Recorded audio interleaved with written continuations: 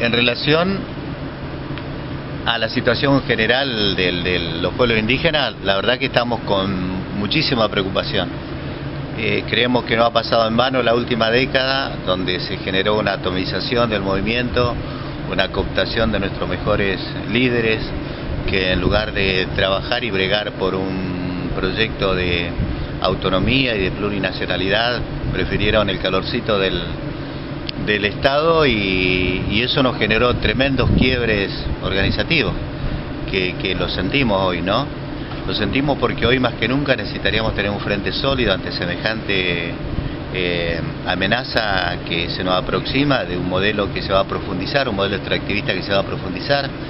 Este modelo no sobrevive sin la sangre que le dan nuestros territorios con los llamados recursos naturales, y eso es una amenaza de muerte para la multiculturalidad que existe aquí en Argentina. No nos encuentra en buenas condiciones organizativamente, producto justamente de todo ese antecedente. Por lo tanto, el esfuerzo tiene que ser enorme, tremendo, para lograr reconstruir el movimiento indígena. En ese momento, este momento nos encuentra en esa tarea, de tratar de reconstruir un movimiento muy debilitado, muy quebrado, producto de una política organizada y sistemática que aplicó el Estado. Este gobierno no va a ser menos, lo va a profundizar, ese tipo de mecanismo de quiebre y de división. Por lo tanto, es un desafío enorme el que tenemos sobre nuestros hombros, y queremos ponerlo a la altura de eso, tratando de dejar de lado egoísmo, intereses particulares o regionales, y comenzar a pensar un país plurinacional. Y eso implica, en primer lugar, como condición previa, que los pueblos indígenas nos pongamos de acuerdo fuertemente sobre una estrategia a seguir. Así que esa es la tarea inmediata.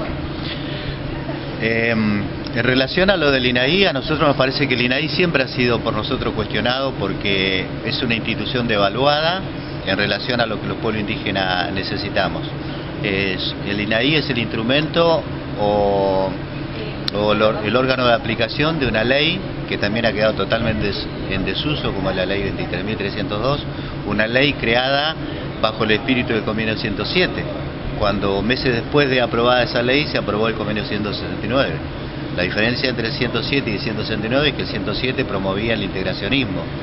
El integracionismo es como la vía para terminar asimilando a los pueblos indígenas y hacerlos desaparecer. Es el espíritu que alimenta la ley 23.302. Es una ley que ya no debería ni mencionarse, porque ya es algo que ha quedado totalmente en desuso. El INAI también, por surgir de esa naturaleza, también de alguna manera está en desuso, porque lo que los pueblos indígenas necesitan es otro tipo de interlocutor en el Estado.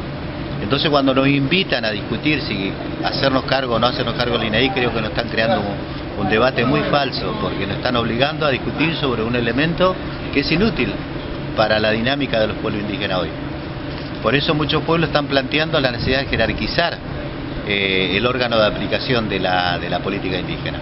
Y el órgano de aplicación de la política indígena debe responder al marco constitucional, al marco del derecho internacional que hoy sostiene nuestra existencia como naciones, y tiene que ser un organismo de nivel ministerial. Así que no compartimos en absoluto que nos obliguen a discutir una herramienta